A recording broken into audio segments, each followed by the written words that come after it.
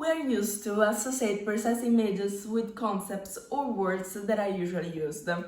If I say the word zombie, our mind thinks of something like that. Or if I say the word pharmacon, we could think of something that can actually cure. Or even we could never think about associating the word monster with the concept of memory. But what if I tell you that all these ideas that we have, for example, of these words, are not actually correct? The power of word is just one of the key topics that Jenell Johnson wanted to put in his book, American Lobotomy, A Rhetorical History. First of all, we need to clarify the title. It's an American lobotomy because it's actually the story of this process, this operation, lobotomy. And it is described by the author as a rhetorical history because it's a story that never ends, an idea about lobotomy that never ends, as well as Johnson reports. Rhetoricians relish conversation that never end.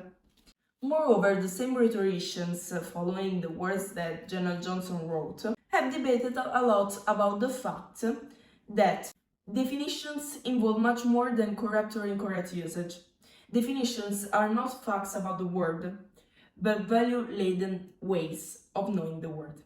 So this is why certain ideas are not questioned, correct or incorrect they are, simply because they are linked to definitions that are really strong. In order to deepen the author's intent, it is necessary to understand what is actually lobotomy.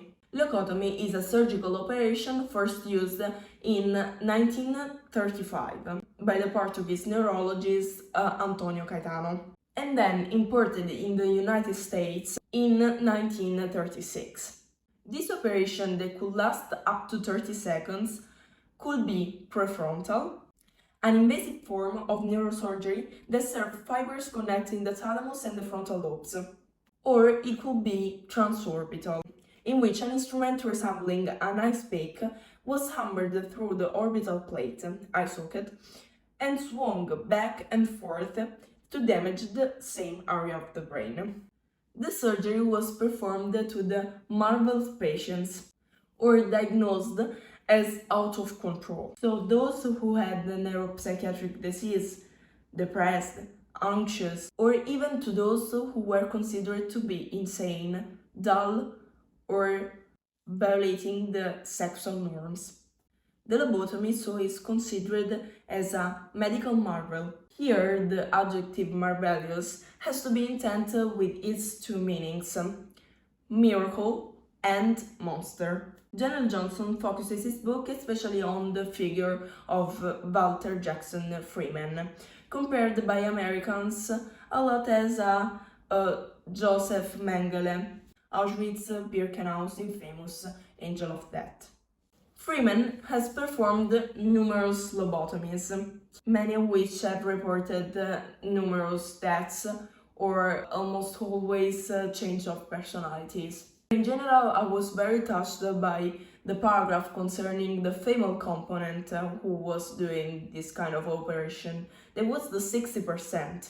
They, Jenell Johnson writes, operate on brain to reform woman and to have effects also on the hormonal levels up to rise the sexual desire.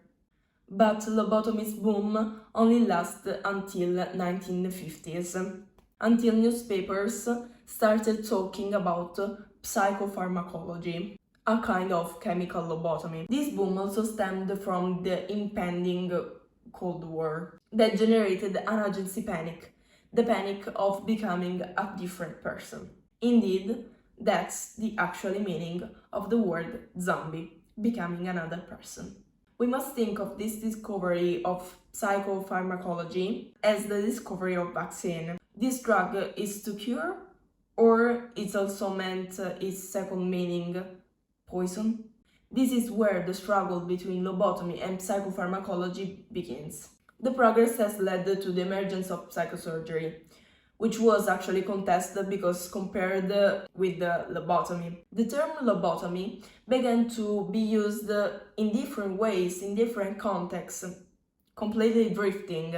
Contextualizing it, almost always it meant error or failure. In the end, the history of lobotomy is therefore to be considered as the story of a monster that, although it raises horror, must be remembered because, on the other hand, the etymology of the word monster is the same to remind. Both of these words come from the Latin verb monere.